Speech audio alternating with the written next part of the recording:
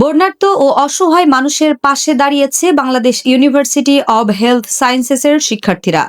বন্যায় ক্ষতিগ্রস্ত মানুষের স্বাস্থ্যসেবা নিশ্চিত করতে আয়োজিত হয় ফ্রি মেডিকেল ক্যাম্পেইন। এ সময় বন্যার্তদের বিনামূল্যে চিকিৎসা সেবা দেওয়ার পাশাপাশি প্রয়োজনীয় ওষুধ বিতরণ করা হয়। এছাড়া অসহায় মানুষের মাঝে নগদ অর্থ সহায়তাও প্রদান করা হয়। শিক্ষার্থীদের এমন মানবিক উদ্যোগে উপকৃত হন বন্যায় ক্ষতিগ্রস্ত অসংখ্য মানুষ।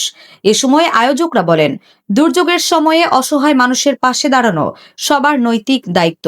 ভবিষ্যতেও মানবিক এ ধরনের কার্যক্রম অব্যাহত রাখার প্রত্যয় ব্যক্ত করেন তারা।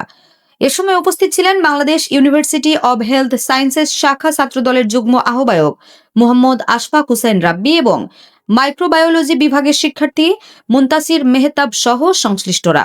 বন্যার্ত মানুষের দুর্ভোগ লাঘবে শিক্ষার্থীদের এমন উদ্যোগকে স্বাগত জানিয়েছেন স্থানীয়রা।